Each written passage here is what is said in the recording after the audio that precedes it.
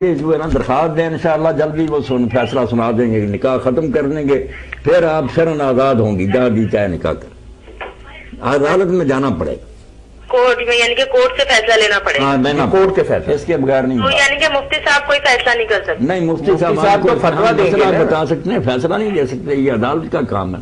مثلاً اگر آپ فتویٰ دینا چاہیں کہ آپ کے فتوے پہ کورٹ سے رجوع کریں تو وہ زیادہ بہتر نہیں رہے گا؟ اس کے بغیر بھی آپ کریں گے تو ایک ہی چیز ہے، ہم یہ نہیں کہہ سکتے کہ نکاح ختم ہو گیا، یہ اختیار قاضی کا نا، جج کا، کہ وہ فسخ کر سکتا ہے، ڈسالو کرے گا نا وہ۔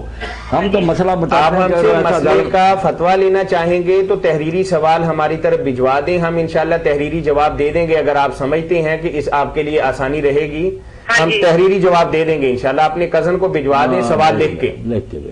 چلیں ٹھیک ہے، مہربانی، بہت بہت السلام علیکم۔ بارک اللہ فیک۔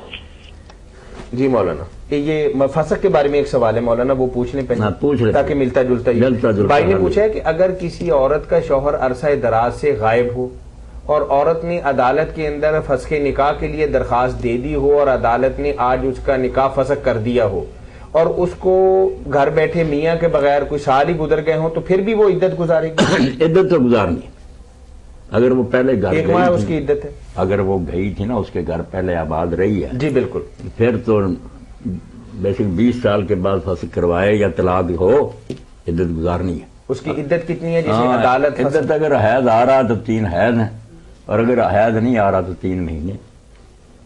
جس کو حیض آ رہا اس نے 3 حیض پورے کرنے ہوتے ہیں، بیسک تھوڑے دنوں میں پورے ہو جائیں، بیسک زیادہ دنوں میں پورے ہوں۔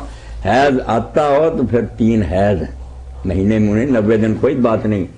یہ 3 مہینے ان عورتوں کے لیے جن کی عمر زیادہ ہوگی یا بیماری کی وجہ سے حیض بند ہی ہو گیا، ان کے لیے کہ وہ پھر 3 حیض نہ دیکھیں، 3 مہینے دیکھیں۔ امام حسین رضی اللہ تعالیٰ عنہ کے حوالے سے، ہاں، یہ امام کے بارے میں جو تشویش ہے نا، اس لیے ہے کہ لوگ سمجھتے ہیں کہ شیعہ حضرات جو ہے نا، ان کا امامت کا جو تصور ہے کہ رسول کریم علیہ السلام کے بعد 12 ایسے نامزد ہیں بزرگ جن کو اللہ نے امام مقرر کیا، ان کو پہچاننا نبی کی طرح لازم ہے۔ اگر امتی ان کو نہیں پہچانتا، اس کی ساری بات ضائع ہے، آخر میں وہ جہنم میں ہمیشہ رہے گا۔ ہاں، اس لیے امام وہ ان معنوں میں کہتے ہیں، اس کو تو دوسرے مسلمان قبول نہیں کر سکتے کہ اس طرح کی امامت حضور کے بعد نہیں، کوئی نہیں نبی، نہ کوئی ایسا امام۔ باقی امام رہبر کے معنی میں وہ جب ابو حنیفہ، مالک، شافعی، بخاری سب کو ہم امام کہتے رہتے، تو ان کو بھی اگر کہہ دیں کہ یہ پیشوا ہے، کیونکہ یہ تو سارے اہل سنت بھی مانتے ہیں، ان کے سارے صوفیہ، کہ تصوف اور ولایت کے امام یہی ہیں، خلافت کسی کے پاس رہی ہے نا، یہ اللہ کے قرب کے حصول کے لیے شاہ ولی اللہ مجاہد سب مانتے ہیں کہ ائمہ اہل بیت جو ہے نا، یہ ولایت کے امام ہیں۔ اس لیے ٹھیک ہے، کوئی حرج نہیں، مگر ذہن صاف ہونا چاہیے۔ جی ٹھیک ہے، جزاکم اللہ خیر۔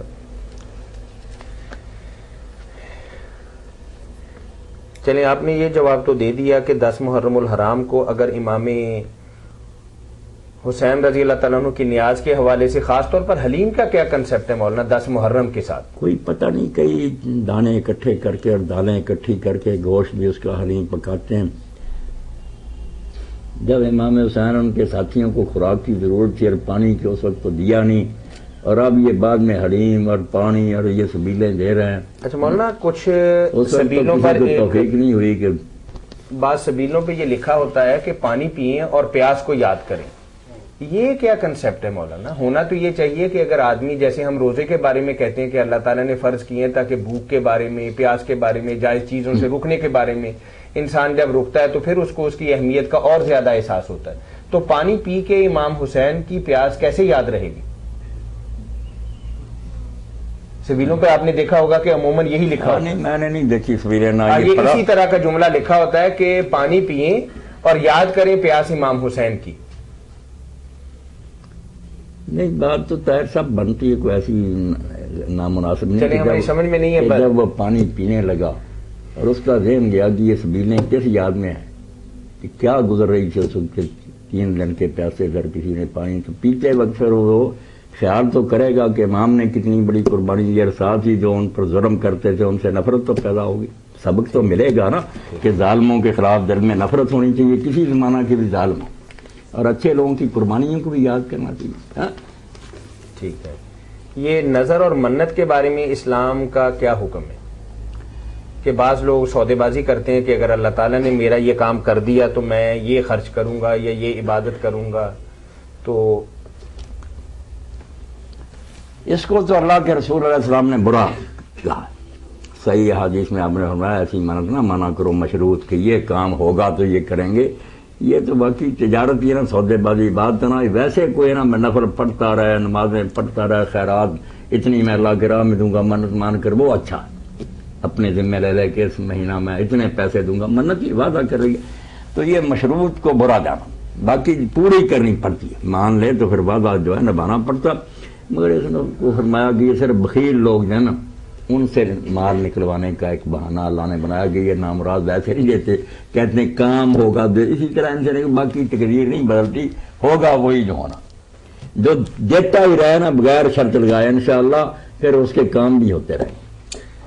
مولانا یہ جیلوں کے حوالے سے ایک بھائی نے ہمیں سوال بھیجا ہے کہ بعض لوگ تو گناہگار ہوتے ہیں جو اپنے گناہ کی پاداش کے اندر جیل میں جاتے ہیں, اور بعض لوگ بیچارے ایسے ہوتے ہیں کہ کسی نہ کسی مسئلے کے حوالے سے, یا جیسے ہمارا نظام پولیس ہے کہ بے گناہ آدمی کو بھی پکڑ دکڑ کر کے پرچے کے اندر نامزدگی کر دیتے ہیں.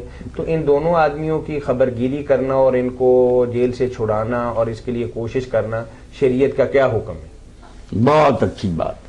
یہ جو گردنیں پھنسی ہوئی ہیں نا بیچارے خواہ مخواہ جیلوں میں بند کر دیے گئے, کچھ قرضہ نہیں ادا کر سکے, کچھ پر کچھ تاوان عائد ہو گیا, اب وہ دے نہیں سکتے, یا ویسے ہی ظلم ان کو بند کر دیا گیا. ایسے لوگوں کی رہائی کے لیے جو بھی آپ خرچ کریں گے نا, جیسے مولانا عبید اللہ حفیظ صاحب کا فتویٰ ہے, بہت اچھا کیا انہوں نے. کہا اگر کوئی ایسا ہے بیچارہ کہ قتل ہو گیا تھا, وہ دیت نہیں دے سکتا, تو بیت المال سے بھی چاہیے کہ زکوٰۃ جو ہے نا دے کر حکومت اس کو راہ ہونا بے گناہ چاہیے, چھڑا دینا. ہمارے ہاں چونکہ حکومت جو ہے وہ اس طرح کے معاملات کے اندر قطعاً دخل اندازی نہیں کرتی, تو خدا نہ خواستہ سعودی عربیہ کے اندر کسی سے قتل خطا آمد کی بات نہیں کرتے.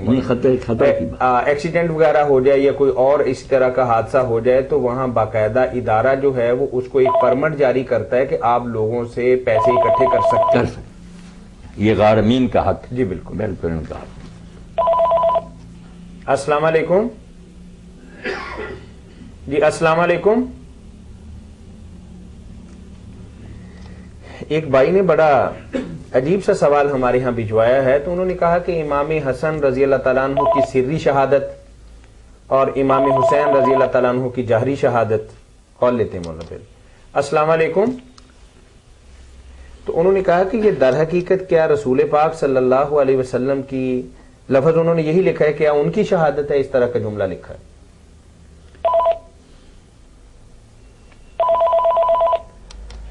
السلام علیکم. وعلیکم السلام. جی میں ڈاکٹر سعید بات کر رہا ہوں. جی ڈاکٹر صاحب کیسے ہیں آپ؟ اللہ کا شکر ہے الحمدللہ. پوچھیں. مولانا سے پوچھنا یہ چاہتا تھا, سورہ زخرف میں پڑھ رہا تھا تو یہ آیا مبارکہ جو یہ بیٹی کی پیدائش کے بارے میں اللہ تعالیٰ نے جو شرک کی نفی فرمائی ہے, یہاں پہ اوَمَن یُنَشَّأُ فِی الْحِلیَةِ وَهُوَ فِی الْخِصَامِ غَیْرُ مُبِینٍ. جی جی یہ کچھ تھوڑی سی کنفیوژن تدبر قرآن کے حوالے سے ہو رہی تھی, میں وہ چاہ رہا تھا کچھ کلیئر کرنا. کیا لکھا انہوں نے ڈاکٹر صاحب وہاں؟ مولانا انہوں نے لکھا کہ مبارزت اور مفاخرت دونوں معنوں میں یہ خصام کا آتا ہے مفہوم. تو عرب دونوں ہی چیزوں کے پسند کے رسیہ تھے, اور عورت ان دونوں میں کسی معاملے میں بھی اس کا یعنی کہ کوئی نہیں تھا, مقام نہیں تھا, نہ جنگوں میں اور نہ ہی مفاخرت کے مقابلوں میں.